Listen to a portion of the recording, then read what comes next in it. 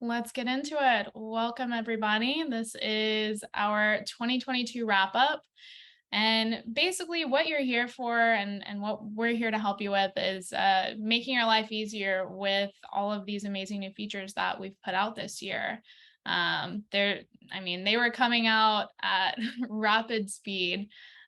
So we're here to break everything down, give you some demos, and help you make the most out of your experience with SqlDBM and help your team make the most out of it as well.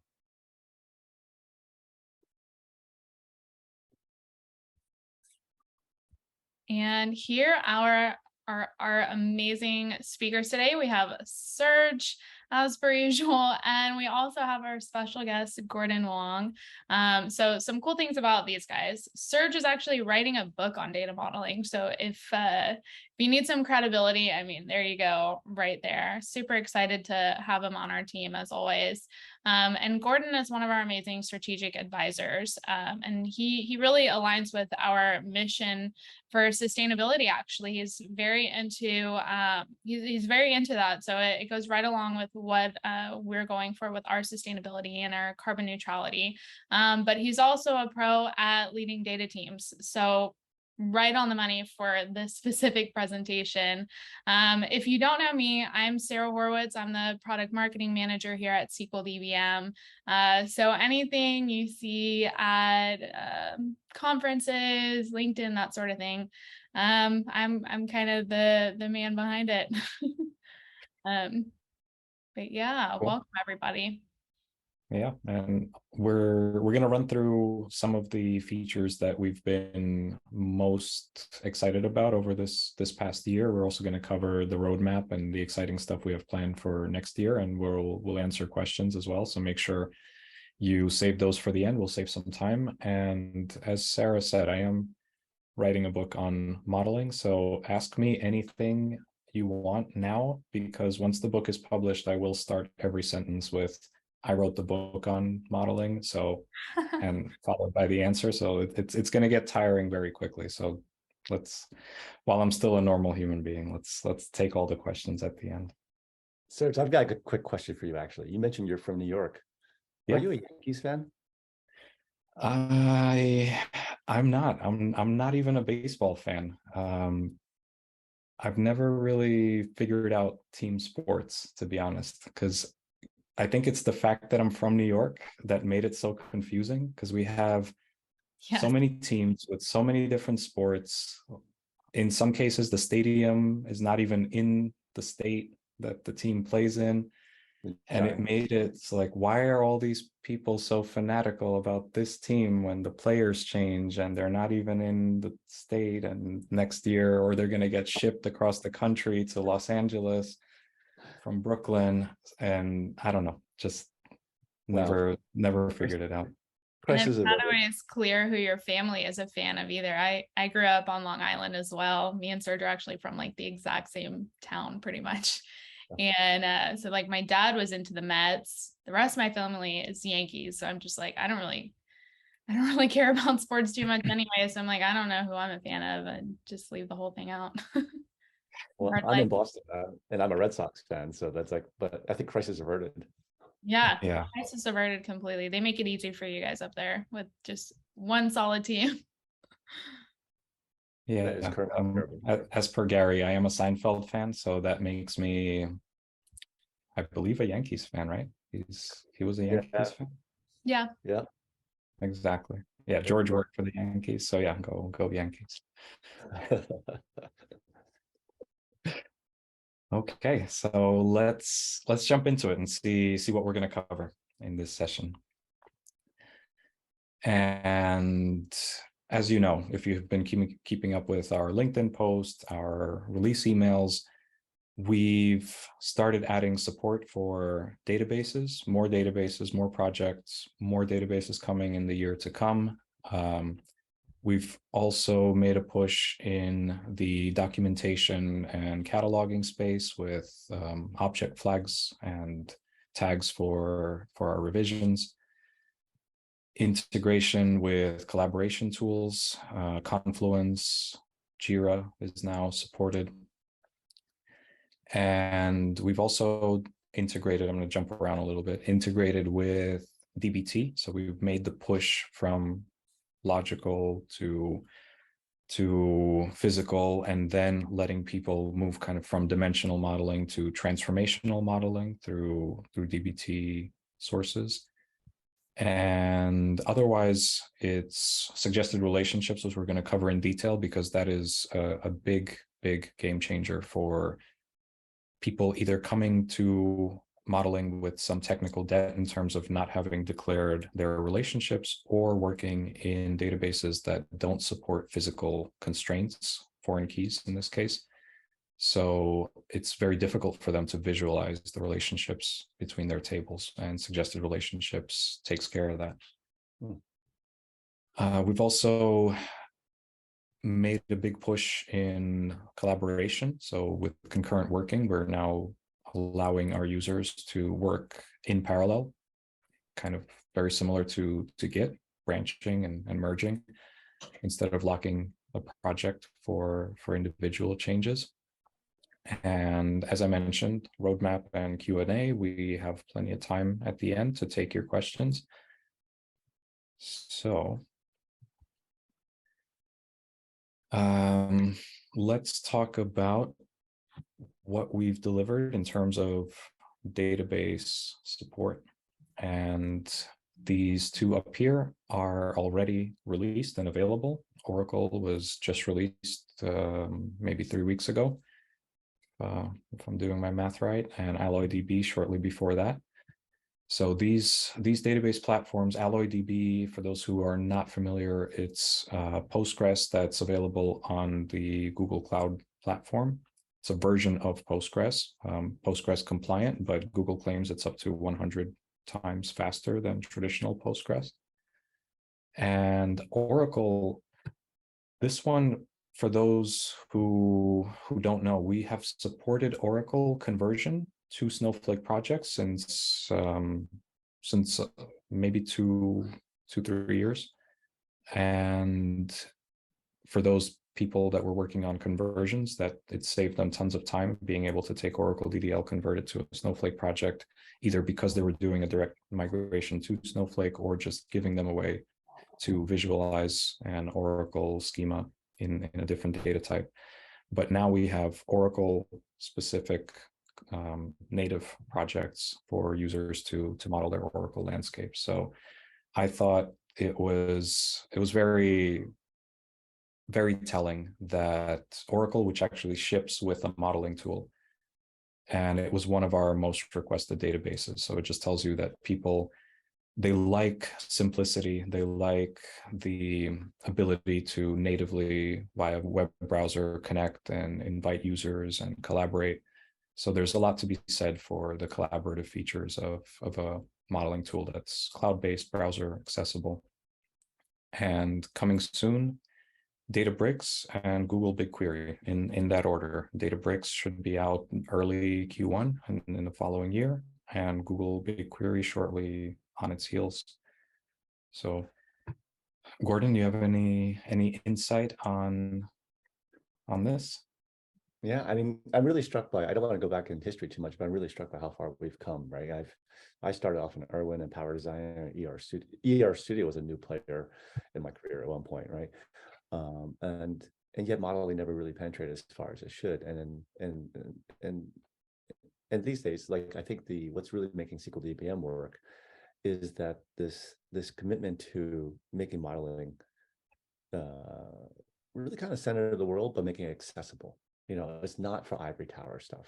And so when we look at these, you know, we look at all this multi-database support.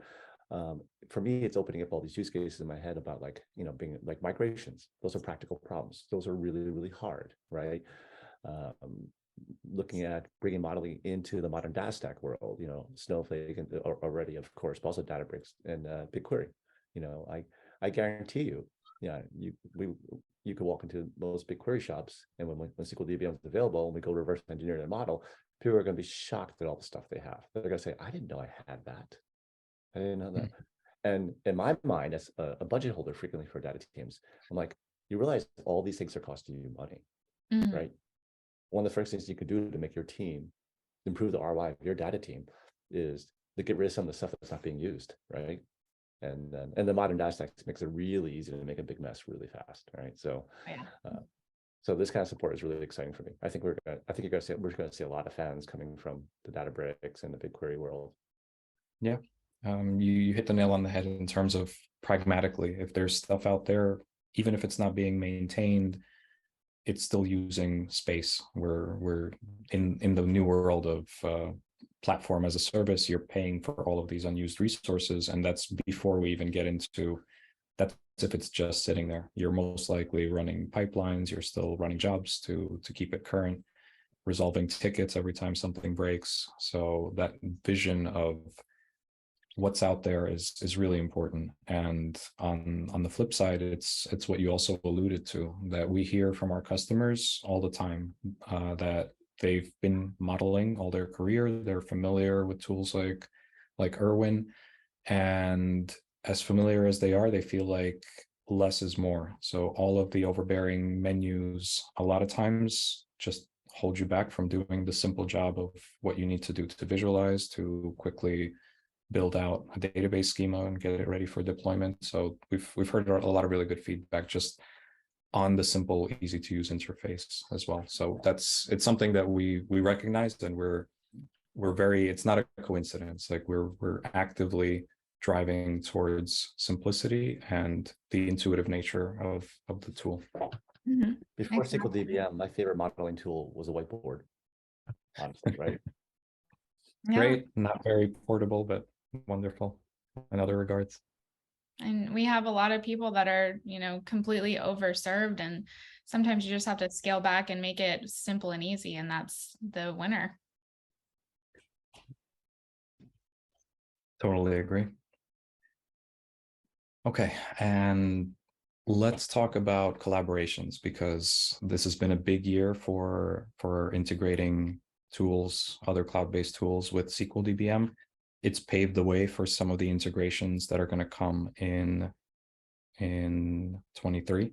So let's talk about Jira and Confluence. So as some of you might recognize, they're part of the same suite, the same family of tools. And this is kind of why it's the Atlassian suite is one of the most used in terms of popularity. So we just decided, let's tackle that. Let's figure out the integration, and then we can do Jira, we can do Confluence, and cover kind of where most of our users already are. And in the future, we can look at the second and the third most requested as well.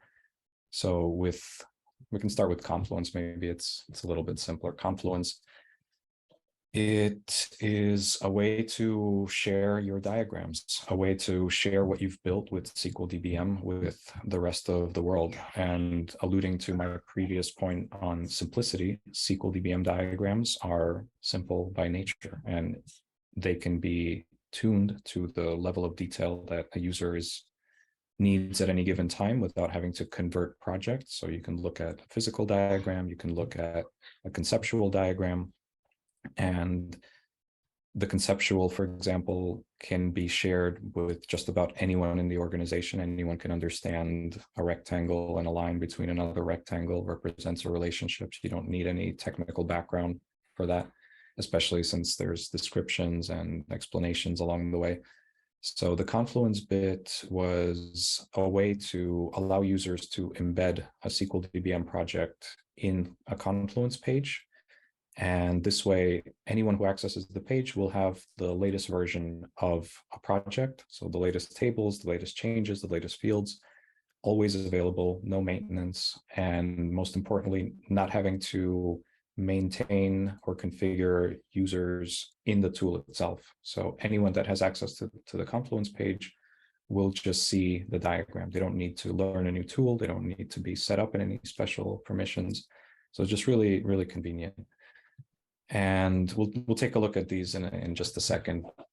Instead of just me talking, we'll get to see them in action. And Jira was kind of the next logical step, is once we've had connectivity with Atlassian, people are making changes, and they're making those changes for a reason. Those changes come from Jira tickets, they come from sprints, from managed projects. So it's a way to keep all of these things in sync, to let people know how changes or what changes are happening in the modeling tool and what are the related project changes, why a certain change was made. So given our project revisions and comparisons, it makes it very simple to add a label, add a description to say adding new fields or adding this or adding a whole new project or a whole new department to our data model. But to be able to link to a Jira ticket and see this is part of a bigger project, who requested it, why did they make the change, is just closes the loop, I guess. So the way that we've built this is, well, let's talk about Confluence first. Since it's literally just taking a project and embedding it on a Confluence page, what you see is what you get. There's no loss of functionality, no reduction in detail. It's the latest version. You still have all of the tabs, all of the subject areas that you can click through. So it's exactly what you're seeing on this screen, just available in Confluence to everyone who views the project. And with Jira integration, this happens at the level of revisions. So if I'm working on a change, let's say somebody asked me to delete a table.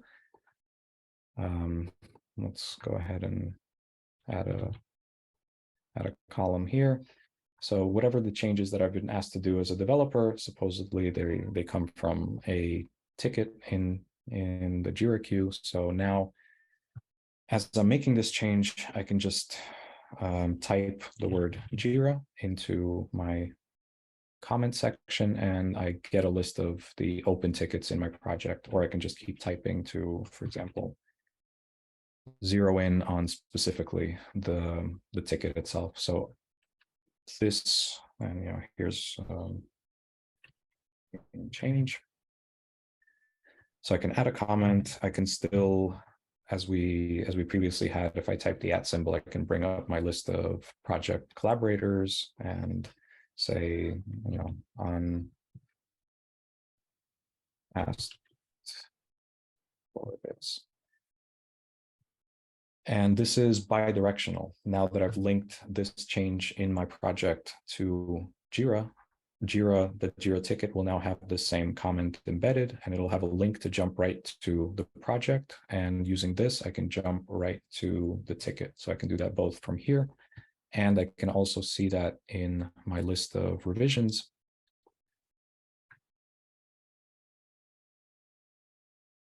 That this was linked to a specific ticket as well as previous comments or previous revisions as well. And I can jump from here as well back to the Jira and get the background information of what changed and why.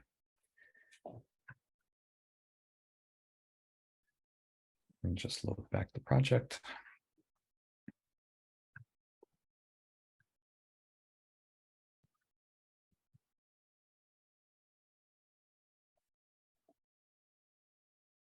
Okay.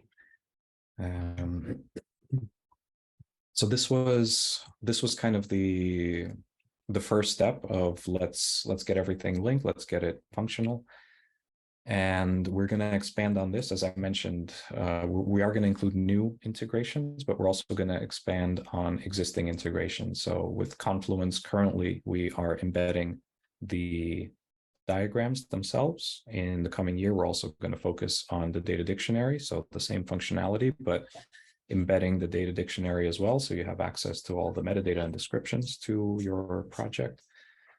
And with Jira, like I said, it's just one of the task and project management software out there. So we're also going to include Azure DevOps, and there's a short list of a couple of others that we want to prioritize as well.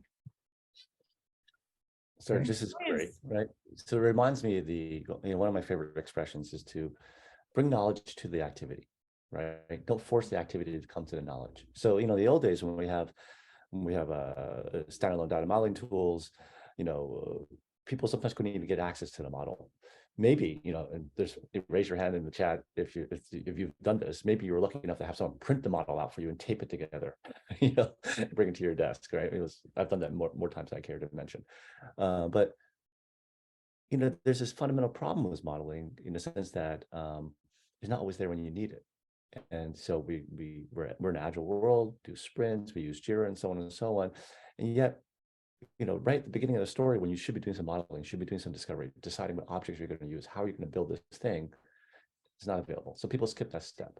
And then they go develop some code. And then later on, they're like, oh yeah, let me just fill in the model because I need to do some documentation. No. The model is supposed to guide your developments so you produce a higher quality solution. So I see as the integration with Jira, allowing us to be engaged in active modeling, continuous modeling, collaboration right from the beginning of the development cycle, and then carrying it forward into Confluence, where you're really enabling people to use what you've built, right? And then again, like I know I much rather see the model in the context of my documentation on my corporate website, right, inside Confluence, inside the wiki, as opposed to having some taped up paper thing on the wall, right? So and I see it as a continuous cycle, right? Yeah, absolutely. It's live documentation. When the tool you're using is technically the DDL is the structure, but the visualization of the DDL is the model. So they're linked. You can't have one without the other. You always have an accompanying visualization that you can generate off of the physical objects. And another thing that is kind of in the ethos of our tool is letting you work at any level of detail, which means keeping everything in sync, in parallel. So no converting to logical models, to conceptual models. Conceptual is just you could arrive at a conceptual with some semantics, some visual semantics, but it doesn't necessarily have to change your physical. So there is some trade-off there, obviously, but it's going back to that simplicity of, yes, you can deviate, but most people don't want to, and it's probably better if you don't. All right. Next one is object flagging. So this is something that is in the domain of data governance and cataloging. And flagging is, in the initial release, this was a metadata flag. So it's a flag within the project itself, not to be confused with Snowflake tags, which are very similar. And we are going to incorporate Snowflake tags in a very similar manner as well, but cognizant of the fact that Snowflake tags are obviously Snowflake only. Flags are available for all the projects. And also the fact that Snowflake tags are for Snowflake Enterprise Edition, and not everyone will have them or even want to necessarily maintain them at a physical level. So we've already given the flag version, which is the metadata, the governance within the tool, and we're going to give the same functionality in the coming year for Snowflake tags. They're Q1 as well, that we're eagerly awaiting Snowflake tags, and they're going to look and feel the same. They're just going to work at both levels. You're still going to have flags, and you're going to have Snowflake tags if you want to make them physical. So tags and flags. In the tool, we provide a couple of flags by default, which you can then rename and tune to your, let me make that a little bigger to read, tune to your own needs. So you can use them any way you like, whether operationally during a project, you can flag things as UAT in development and review, or you can use them for sensitive fields, PII data, and compliance reasons. And flags we can maintain them at an object level as well as at a column level. So once you've set your flags, they have a color or an icon. You can go to any object and add a flag or multiple flag. So let's make that orange. Let's go to this table, make that orange, but also make this birthday a sensitive field. So even though the table is orange, the birth date is sensitive, and also PII. And this will now allow you to both track what has been flagged for any given flag. So if I go to PII, I will see the list of tables, the list of objects that have been flagged with anything. I can use that to filter my diagram. So if I have a very busy diagram like I have here, I can go and it's a little bit hard to do with the Zoom window in the way, but filter on a flag or on a color in conjunction with a flag, or multiple colors or multiple flags. You get the idea. And most importantly, it's also visible in the documentation. And the documentation, let me just hide that. You can, on all our objects, you can search, and this is a fuzzy search slash wildcard search. So if you search for PII, it'll find tags, it'll find descriptions, anywhere you have anything with PII. So you'll, on the fly, you can quickly get at the sensitive or the, from the menu here, they'll just pop up. And you can pair that with the existing export to Excel feature, which will take all the information on the screen, give it to you in a neatly organized tabular format, and then you can really take your Excel skills and get wild with pattern search by column and tag name and get as detailed as you like. So a lot of flexibility there in terms of tags. So like I said, currently metadata, so they're not being forward engineered to your database, but they will be shortly for the databases that support them, like Snowflake tags, for example. And we'll get more into Snowflake tags during our roadmap portion, so stay tuned for that. But I think a lot of people wonder with flags and tags, what is the use of this? What is the benefit? What is the why behind it? There's several. So maybe I'll let Gordon take it, since I don't want to speak. I don't want to hog the microphone, but let's share the screen or share the mic. Sorry, I was muted because I was coughing earlier. You know, like in any knowledge base, right? As you accumulate knowledge, it actually gets harder to use because it gets bigger, just searching and so on and so on. And that's true for data models too. And I'm sure that many people here have seen some really, really big, gnarly models, right? And they get very difficult. They're very difficult to understand. And honestly, when you're showing someone a diagram, you have about 15 seconds before they get bored, right? So being able to rapidly find what you're looking for in terms of show me all the PI in the database, or show me this custom extension tied to a particular version of your product, right? Maybe you're building an OLTP database supporting different versions of your e-commerce application. And that application has changed over time, and how you store data over time, right? Being able to look at the tagged version to understand why you have a problem from a year ago is super helpful. Was super helpful. So, you know, I think about these things, you know, and then I had a particular use case in a previous life where we ran a massive multi-tenant hosted data warehouse, right? We had many different clients in the same warehouse, and we had a core database and then a custom extension for different clients, right?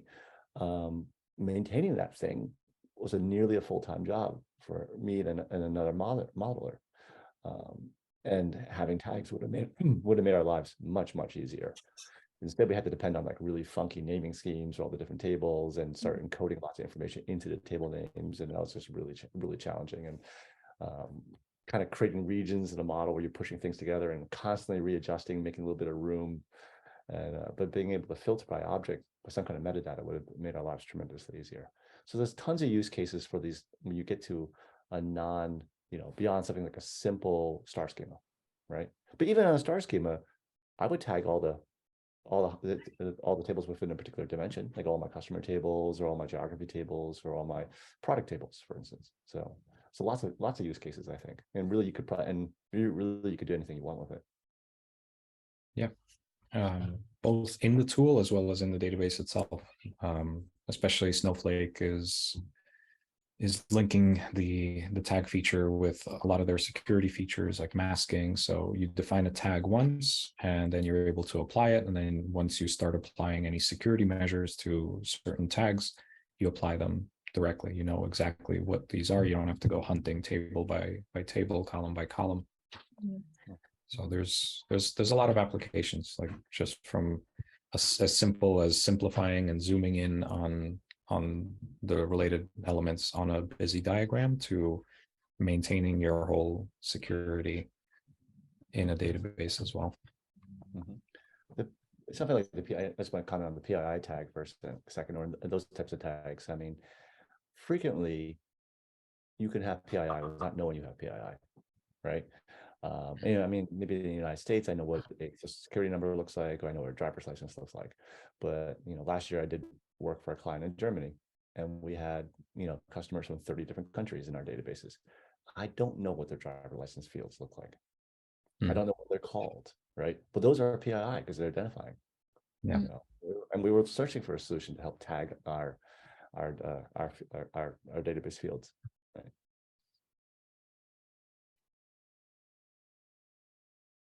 By the way, that company is a SqlDBM client now.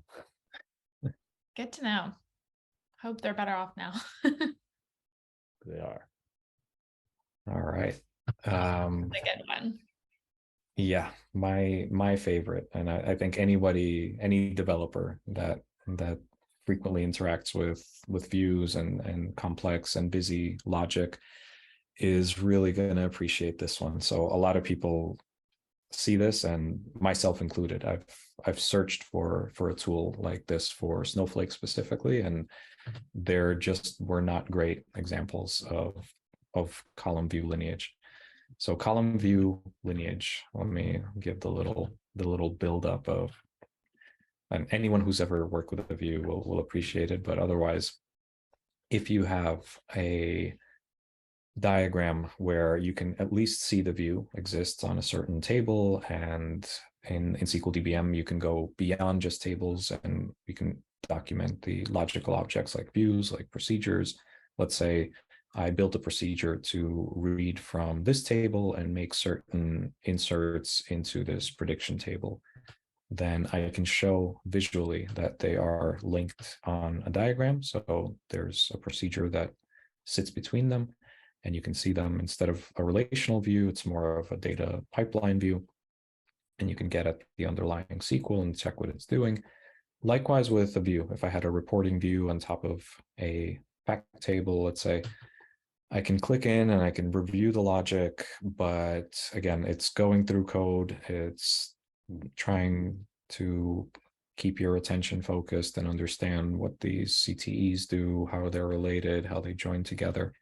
So we just said we're a visual tool. Let's make it visual. And with column view lineage, that's exactly what we did. You can take any view and visually scroll through the inputs. So you can see there's the orders table, the customer table. We are joining them, and then we're applying some logic. So customer and orders, we're assigning some points based on overall orders to give customers a VIP score. And the final output is the loyalty score or customer loyalty level. So if that's all I really needed to understand kind of what this view does at a high level, then great. But if I want to go further, I can, because I have syntax highlighting both from the editor as well as the diagram itself. So if I want to see where a specific field is defined or created, or what the logic behind it is, loyalty level, for example, would be a good candidate. How do we actually assign these points?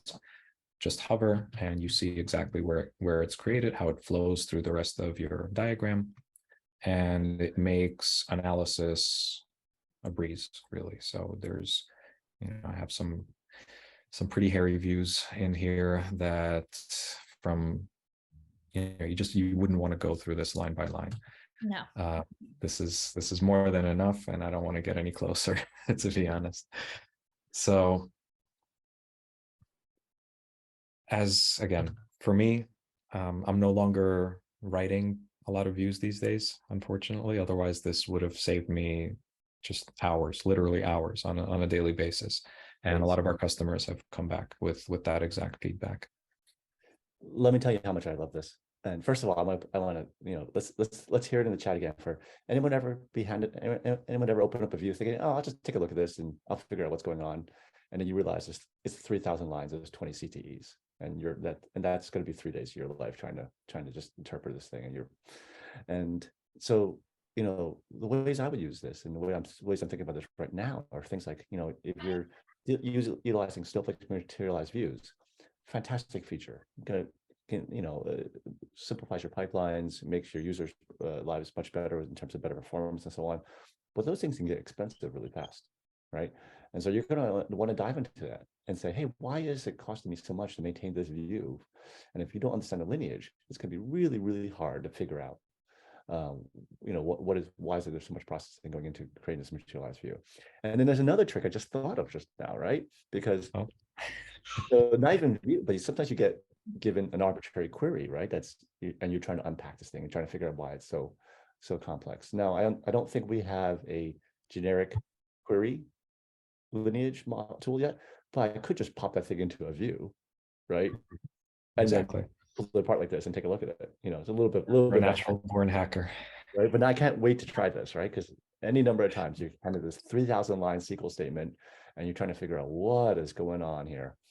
Exactly. So that is a quick workaround, but it is coming. So we are going to introduce scripts, which the funny thing is the hard part is done. We've tested the parser on scripts, on any select, on create table as.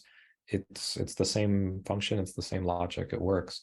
It's just that we don't have CTEs, CTAS rather. We don't have CTAS, we don't have just scripts as a modeling object in the tool. So we will add it just for the explicit reason of letting people take even bigger advantage of this wonderful feature. And I like what you brought up in terms of lineage and with materialized views. So this one it's a very simple example, but it is recursive. So if you're pulling from a view, you can see from another view, you can see the inputs to that view, or you can see the tables beyond where these tables are pulling from. In this case, it's the first source is customer and orders, but if there were other transformations or even related tables, it would be able to diagram those as well. So it's not even confined to the view at hand.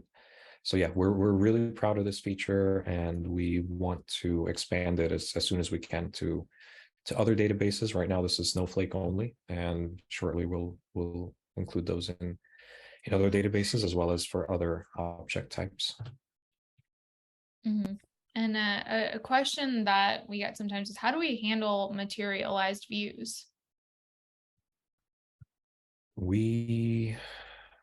Materialized views the syntax is still the same syntax. So they're not fundamentally different. In fact, they're simpler than most views because they, I don't want to get too technical, but there's limitations on what you can do with a materialized view as opposed to just any old view. So it's the same functionality. So you're not going to have joins, but you will have logic. You will have you'll have filters and restrictions that you can still simplify and visualize. Thanks for answering that. Sure. Okay, let's see what else. And suggested relationships. So I don't want to steal the thunder from suggested relationships just because the column view lineage was my favorite. A lot of people are ecstatic about suggested relationships, as I hinted at the beginning of this call, where you have databases that don't support foreign keys. Azure Synapse is one of them. Also Snowflake. A lot of customers have come to us and say, we don't declare foreign keys because Snowflake doesn't support them. We read that in the documentation, and we say, oh, read carefully. Snowflake does support constraints, foreign keys, primary keys. It doesn't enforce them, so it won't throw an error if you violate them, but they are still crucial to your design and your day-to-day, even as meta objects of someone being able to look at a table in Snowflake. Forget about us being able to reverse engineer and draw all your relationships. but just being able to look at a table and seeing in the definition itself, what is the granularity of that table? What is the primary key? What is a foreign key that other tables that it relates to? Saves you so much time of having to debug and guess and group by having what is the minimum row that's not going to give me a Cartesian join when I try to link this with another table. So for that reason alone, I think they should be encouraged, but also the fact that this is what allows us to natively, in literally 30 seconds that it takes to go to reverse engineering, take the DDL of a database and just draw you this relationship diagram. These are based off of physical constraints. So, but like I said, a lot of customers were either working in Synapse or just kind of forgot. Let's just give them the benefit of the doubt. They forgot. And they said, well, we'd love to use your tool, but we have so much technical debt that we're not going to go table by table and establish these relationships. So the solution we came up with is called, appropriately enough, suggested relationships. And suggested relationships allow you to get rid of that technical debt in seconds, minutes, as long as it's going to take us to go through this feature right now. It works off of naming patterns. So again, we're not reading data. We're very, very strict about that for security reasons. So if we suggest some common naming convention for keys, but you can tweak these and enter your own. So any columns that contain the word key or ID or PK will be candidates for potentially finding primary keys, and then off of primary keys, finding foreign keys where they exist in conform dimensions and other tables. So you tell us what your keys contain. You tell us some keywords that we should ignore if we find them in a column, things like amount or name, probably not a primary key. And with that, it's a two-step feature, really, two features in one. First of all, we can make sure that you're not missing any primary keys. So based on these naming conventions, we scan through any table that doesn't already have a primary key and we suggest one for you. So it's just a suggestion. You can review, ignore, you can edit and adjust. Let's say in this table, your date key is important and the scenario key is not.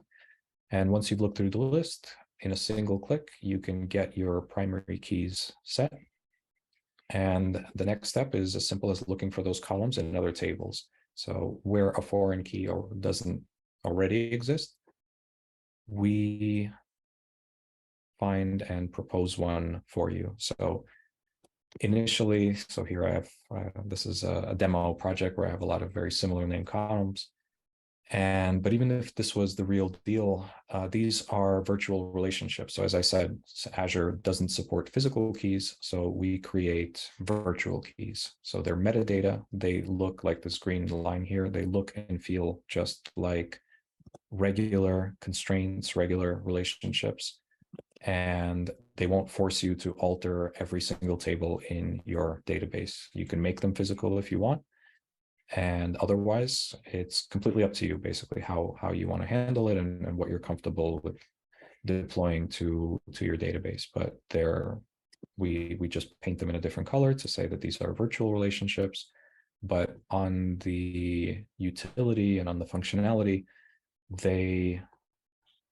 just click on this table, for example, they still come up as valid relationships, parent-child relationships. You can bring children onto a diagram where they don't already exist. You can go to a table and just say, bring all related objects or add to a diagram. So these will work just like any foreign key. And as you can imagine, this is literally the difference between struggling to use a modeling tool because you're just held back with database limitations, technical debt limitations, to within a minute, maybe within 10 minutes, having a usable, workable landscape diagram that you can reference and share with your entire team.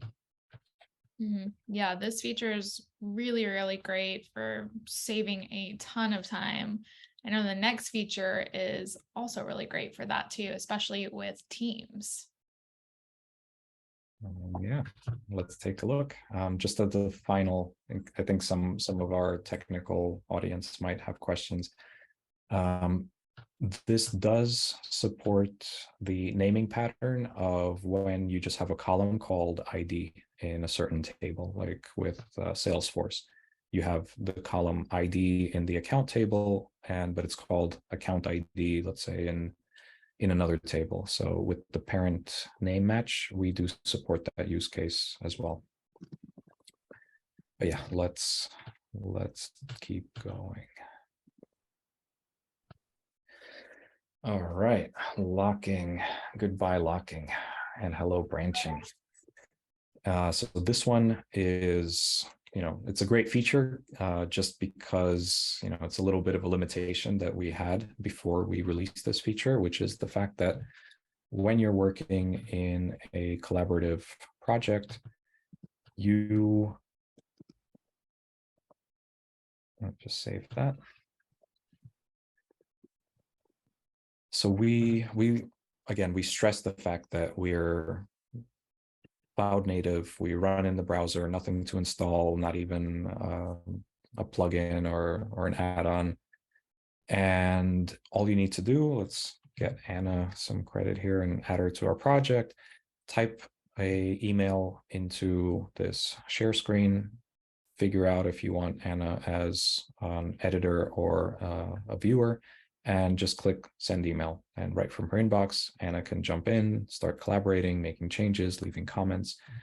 But when it comes to actually making changes, you have to lock and unlock a project, which, given the size of some of the teams that use our tool, is inconvenient, just because as a project is locked, everyone becomes kind of a temporary de facto viewer. So a viewer can still come in, they can still view the diagrams, they can browse, they can actually use any of the screens, the documentation, but even if they're a modeler, they just can't make changes. So they have to take an extended coffee break, which maybe some of them don't mind, but we didn't want that to be the excuse that people were slacking off. So with concurrent working, we essentially did what people are familiar with if they've used Git, is we allowed projects to be branched and changes to be made via branches and merged back into the tool. So concurrent working, like I said, if you've ever used Git, you're already familiar with this feature. So projects that have concurrent enabled will have a main branch, which will now be view only. So you can't edit the main branch. You can open it, you can share it, you can view it. But if you want to make changes, you create a branch off of that. And from that branch, you can make your changes. You can synchronize changes that happen and in parallel and get merged to main while you're working. And you can also review before you merge back, because now we're changing objects, we're changing logical objects, we're changing diagrams. So you can review all of that when you click merge to main. I don't remember exactly what I was doing here, but it's similar to the compare screen that we had previously. And maybe this one didn't actually have any changes. But no matter. I forgot that I didn't actually make any changes in this project. Your models are really perfect. Exactly, but let's go ahead and delete that table just so we have something to work with. This really falls into the category for me too, of like, modeling for mere mortals, right? I can't tell you the number of times either myself or a member of my team is like, oh, I need to make a change to the model. Oh, it's locked. Well, I'll just change it in the database and I'll put it in later. And of course they forget, right? Mm-hmm. And at some point you get that situation where like, okay, well, the database and the model just don't match. And sure, we can reverse engineer the changes, but it's like, ooh, you rather just not get in that situation, right? Yeah. Reminds me of that famous XKCD comic where the developers are goofing off and the boss goes, "What are you doing?" And they said, "Compiling." As DB modelers, we don't have compiling, unfortunately, but a locked project is as close as you can get to that. So now that we've got a table, we can review DDL changes, non-DDL changes, if you've changed any logical details or diagrams. And here, for example, I'm on version 4. So let's say I made 4 different changes or 4 different saves. As I merge to main, this will just, all of these changes will roll up into a next revision on the main branch. So I forgot what version we were on main, in this case, 619. So this, all of this would become version 4 would become 620. So everything that we've previously had, rolling back revisions, comparing, like that would just work seamlessly as it did before with compare revisions within the main branch of the project. And I know we're coming up on time, so let's run through the rest of these. DBT integration through YAML. So this is something that just our customers wanted to see from our tool. They were having great success in exploring their schemas in a visual way. And once those were ready and verified and they knew how the joins work, they wanted to jump into the transformational part with, you know, the most common, the most popular tool nowadays, DBT. So we made that easy for them. We're generating the source file, which is DBT standard YAML with all the spacing, everything in the right place, all of the documentation and comments. So you can take this right into the DBT project and start referencing and building the models, having, now that you know what the joins are, what the relationships are. So it just makes it a seamless transition. And for the roadmap, yeah, go ahead. Take it, Sarah. Oh, sure. Yeah. So Oracle support obviously just came out.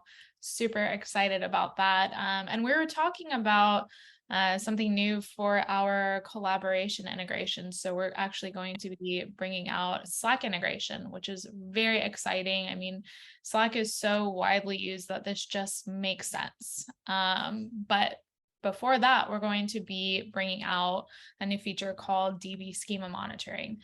So basically what this is, just to give you a brief sneak preview of what that is, it's basically a bat signal to tell you when there are changes made to your schema so that you can go in and fix what you need to, tell whoever needs to go in and make any fixes to that. That way, you know, you're getting notified right away and you're not having to hunt down anything.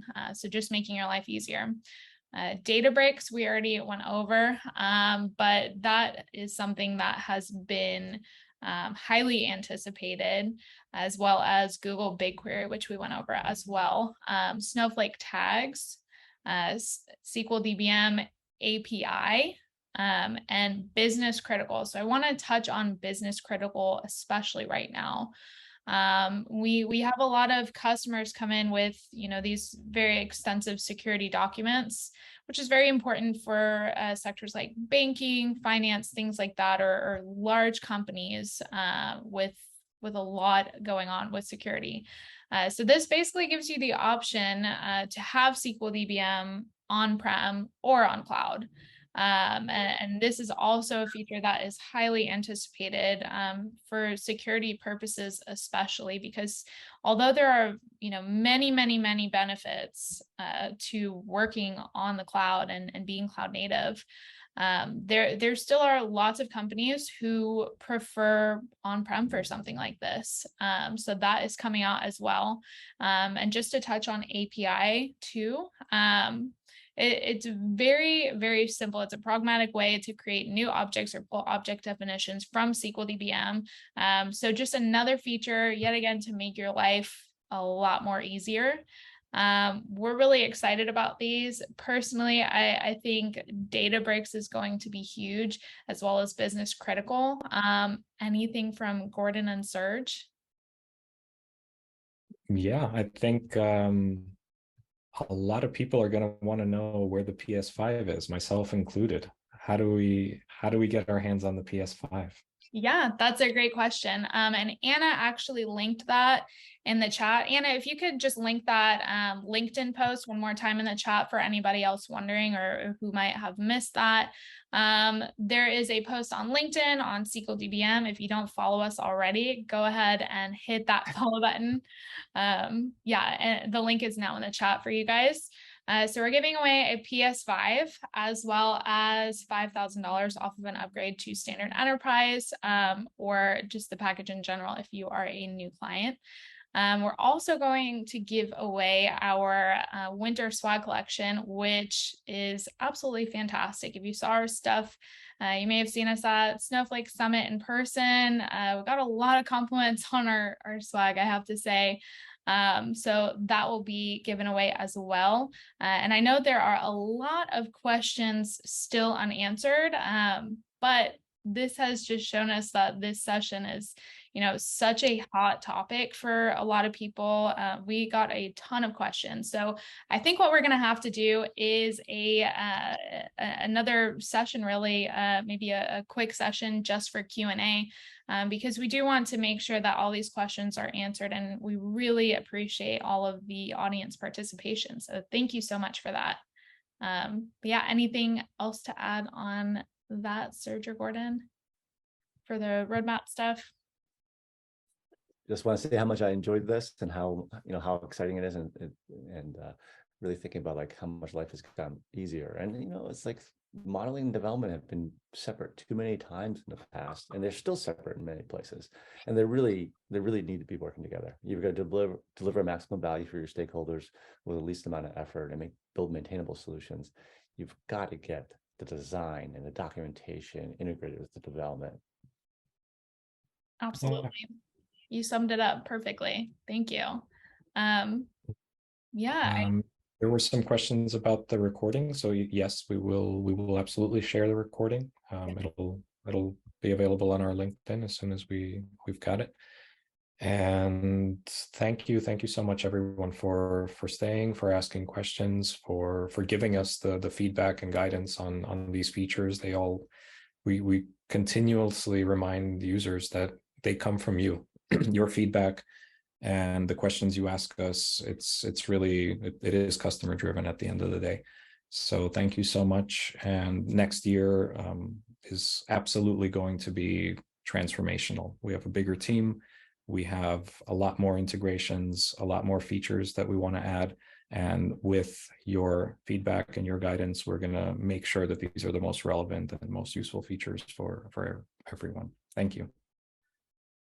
You summed it up great, Serge. Thank you so much. And thank you to our audience. You guys have been amazing. We got so many great questions, which we will be answering. I'll have to get together with Serge on that, and maybe Gordon as well.